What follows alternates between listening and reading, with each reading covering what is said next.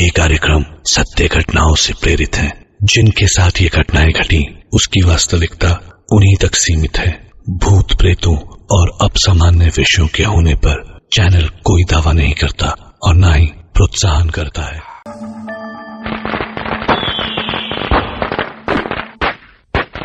आज शहर में संजय को 1 साल हो गया था। पहली दिवाली थी परिवार के साथ में उसकी। यहां घर पे संजय सिन्हा, बीवी विभा दोनों किसी भी साधारण हिंदुस्तानी परिवार की तरह ही अपनी एक और दिवाली मनाने में लगे थे, जब उनके बेटे सागर और भरत दोनों छत की ओर पटाखे लेकर भागे। और संजय जानते थे उन्हें रोकने का कोई मतलब तो था ही नहीं। सिर्फ वो ठीक ठाक सलामती से दिवाली मना लें और किसी को कोई चोट न लगे, बस इतना ही देखना था। सागर 15 साल का था और भरत 10 साल का। दोनों ने छत पर जाकर एक के बाद एक पटाखे दागने शुरू कर दिए और संजय और विभा दूर खड़े मुस्कुराते रहे। और ऐसे ही अचानक जब सागर हाथों से छोटे छोटे पटाखे जलाकर फेंकता जा रहा था, तो उसके एक तरफ मुड़कर एक पटाखा फेंकते ही संजय ने चिल्ला के उसे रोका और कहा, सागर, अगर दिवाली के दिन मार नहीं खानी है तो उस तरफ दोबारा कोई पटाखा या कुछ भी मत फेंकना, समझे? इसके आगे संजय कुछ कह पाए इससे पहले ही विभा ने उन्हें घर के कुछ कामों में मदद करने नीचे बुला लिया और पीछे छत पर रह गए सागर और भारत। और बच्चों को जो चीजें मना करो उसको वो ज्यादा करते हैं। अब दोनों ने मिलकर सारे पटाखे उधर ही फेंकना शुरू कर दिया जिधर संजय ने उन्हें मना किया था। वो एक पुराना मकान था जिसमें सालों से कोई नहीं रहता था। मकान खाली होने से पटाखों की आवाजें गूंज रही थी और दोनों बच्चे खुश हो रहे थे कि उनके पटाखे मोहल्ले में सबसे ज्यादा आवाज कर रहे हैं। दोनों बच्चे अपनी ही दुनिया में खुश थे जब एक बूढ़ी औरत एक चमकती हुई नारंगी रंग की साड़ी पहने थोड़ा लंगड़ाकर सीढ़ियों पर चढ़कर ऊपर छत पर आई और गुस्से में दोनों बच्चों को देखा। दोनों ने पटाखे अपने हाथ में ही लिए हुए थे कि वो औरत वहां से हटे तो वो दोबारा उन्हें फोड़ना शुरू करे, लेकिन ऐसा हुआ नहीं क्योंकि उस औरत के गुस्से से भरे चेहरे पर अचानक एक मुस्कुराहट आई और वो करीब 30 फीट दूर अपनी छत पर खड़े होकर कुछ बोली जो इन दोनों को यहां अपनी छत पर ऐसे सुनाई दिया जैसे उनके कानों में उसने धीमे से कहा हो, पटाखे यहाँ फोड़ने से मना किया है ना तुम्हें? सागर और भरत दोनों ये सुनते ही जैसे ठंडे पड़ गए थे। दोनों तेजी से नीचे भागे और सीधे संजय के पास पहुंच के उन्हें पूरी बात बताई। संजय पहले तो उनकी बातों को कोई मजाक सोच रहे थे, लेकिन फिर बच्चों में ऐसे वहम और डर बैठ न जाए इसी चिंता में उन दोनों को वो उस खाली पड़े मकान के अंदर ले गए और टॉर्च की रोशनी में अंदर तक उन्हें ले जाकर बोले, ये देखो, कहां है कोई दिखाई दे रहा है तुम दोनों को? अरे कहां है वो औरत जिसे देखकर तुम लोग डर गए थे? एक आवाज ने संजय के इस सवाल का जवाब उसके कानों में हल्के से दिया, मैं यहां हूं संजय। संजय पीछे पलटे तो उन्हें अंधेरे में हल्की सी बाहर से आती रोशनी में बस एक हाथ उनके चेहरे के पास से निकलता हुआ दिखाई दिया और बड़ी तेज गर्दन में दर्द और जलन होने लगी। संजय वहां से भरत का हाथ पकड़े सागर को आवाजें देते हुए बाहर भागा और बाहर निकल के अपने गेट पे पहुंचे तो उनकी सांस से कहीं ज्यादा डर से आंखें फटी की फटी रह गई, क्योंकि सागर उनके आसपास कहीं नहीं था। इसका मतलब कि वो वहीं रह गया, बाहर भाग ही नहीं पाया। संजय ने भारत को अंदर भेजा और सागर को ढूंढने वापस उस घर के अंदर पहुंचा। एक हाथ में टॉर्च, एक हाथ में लाठी, और उस खाली खंडहर में गूंजती उनकी आवाज में, सागर, सागर, सागर, बेटे सागर का नाम। लेकिन कोई फायदा नहीं हुआ। पलट के सागर की कोई आवाज ही नहीं आ रही थी। संजय को सागर को पुकारने के बदले में एक आवाज और सुनाई दी।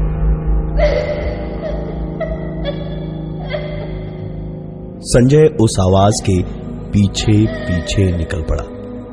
आवाज उस मकान के सबसे पीछे वाले हिस्से में आंगन को पार करके एक छोटी सी कोठरी से आ रही थी। संजय हल्की आवाज में सागर को पुकारते हुए उस तरफ जाने लगा। सागर, सागर, सागर। लेकिन सागर उनकी आवाज सुन के भी उनके पास ना ही आ रहा था और ना ही उनको कोई जवाब दे रहा था। संजय ने टॉर्च की रोशनी में ही देखा तो कोठरी के कोने में सागर डर के मारे घुटनों में मुंह छुपाए हुए बैठा रोए जा रहा है। संजय की जान में जान उसे सही सलामत जिंदा देखकर वो तुरंत उसकी ओर दौड़े और जैसे ही पहुंच के उसके कंधे पे हाथ रख के उससे पुकारा, सागर, बेटा सागर। तो सागर घुटनों के बीच में छुपाया अपना मुंह धीमे धीमे उठाने लगा और उसका चेहरा देख के संजय घबराकर 4 कदम दूर जा गिरा, क्योंकि वो सागर नहीं, वही औरत थी जिसने थोड़ी देर पहले उसकी गर्दन पर नाखूनों से खरोंच मारी थी। उस बूढ़ी औरत ने संजय की आंखों में आंखें डालकर देखते हुए ही अपना बड़ा सा मुंह खोला और एक भयानक चीख मारी।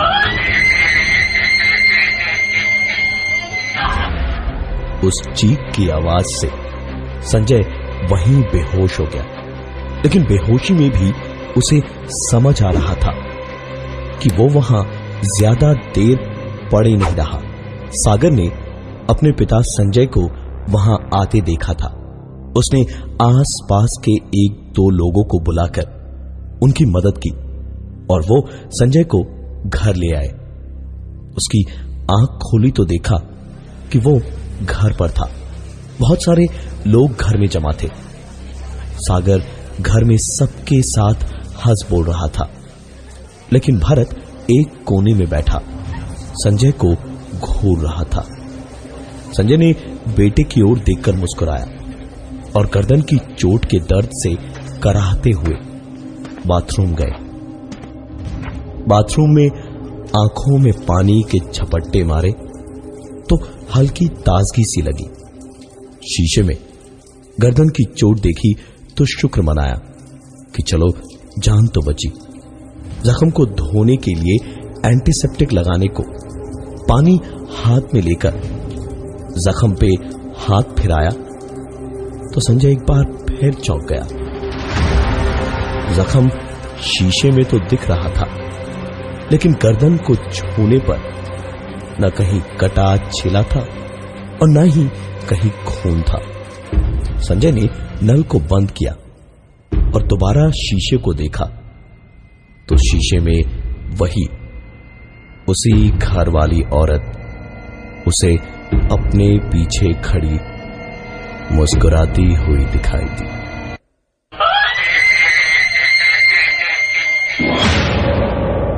संजय एकदम झटके से पीछे हटा और पलके झपकाकर आंखें मल के दोबारा शीशे की तरफ देखा तो उसे अपनी ही सूरत दिखाई दी। और तभी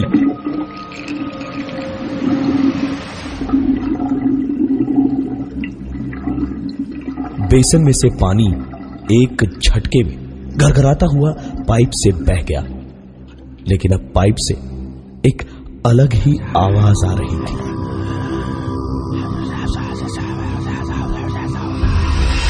संजय ने वापस नल कुछ देर चला के बंद किया और जब आवाज भी बंद हो गई तो वो वापस कमरे में जाकर सो गया। तबीयत बिल्कुल ठीक नहीं लग रही थी और नींद भी उसे बहुत आ रही थी। कुछ ही घंटों के बाद संजय की जब नींद खुली तो घर में थोड़ा शोर शराबा मचा हुआ था। विभा बुरी तरह चिल्ला चिल्ला कर रो रही थी और संजय को नींद से जगाने की कोशिश कर रही थी। संजय उठा तो पता चला कि उसका छोटा बेटा भारत घर से गायब है और विभा ने जैसे ही ये बताया संजय को तो विभा ने सोचा कि वो तुरंत उठकर पुलिस स्टेशन भागेगा, रिपोर्ट लिखवाएगा, खुद ढूंढेगा और पता नहीं क्या क्या। लेकिन इस आदर्श पिता ने विभा की उम्मीदों पर पानी ही फेर दिया। संजय ने हंसते हुए कहा, अरे तुम भी छोटी छोटी बातों पे परेशान हो जाती हो विभा, यहीं कहीं मोहल्ले के बच्चों के साथ खेल रहा होगा, आ जाएगा थोड़ी देर में। विभा के तो गुस्से का ठिकाना ही नहीं ऐसा रवैया और उसकी बातें सुनकर। वो चिल्लाकर संजय से बोली, तुम खुद को बाप कहते हो उसका? बाप नहीं जानवर हो तुम। बेटा खो गया है और इन्हें कोई सुध ही नहीं है उसकी। ठीक है, मैं जाके देखती हूँ कहाँ है मेरा बेटा। गुस्से में ये सब बोलकर विभा ने घर के कपड़े बदलने के लिए दूसरे कपड़े लिए और बाथरूम में गई और कपड़े बदल ही रही थी कि बाथरूम के बाहर से उसे सागर के चीखने की आवाजें सुनाई देने लगी। सागर पहले तो चिल्ला रहा था कि उसे नहीं जाना नहीं जाना, लेकिन फिर विभा को समझ में आया कि सागर किसी और से नहीं बल्कि संजय से कह रहा था कि उसे उसके साथ कहीं नहीं जाना। विभा ने बाहर निकलने के लिए दरवाजा खोलने की कोशिश की कि दरवाजा खोला ही नहीं, क्योंकि किसी ने उस दरवाजे को बाहर से बंद कर रखा था। जैसे जैसे सागर की चीखें तेज होती जा रही थी और उसे घसीटने की आवाजें बाथरूम के अंदर तक आ रही थी, वैसे वैसे विभा के अंदर जैसे तूफान उठ रहा था। उसने वो लोहे की बाल्टी उठाई और बाथरूम के दरवाजे की कुंडी पर 2-3 बार जोर जोर से मारा और धक्के मारने से ढीला हो चुका बाथरूम का दरवाजा खुल गया।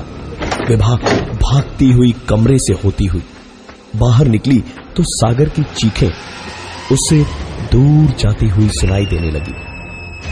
उसने देखा कि संजय ने मेन दरवाजा बाहर से बंद कर दिया था और सागर को बालों से पकड़ के घसीटते हुए संजय उस पड़ोस के खाली मकान की ओर लिए जा रहा था।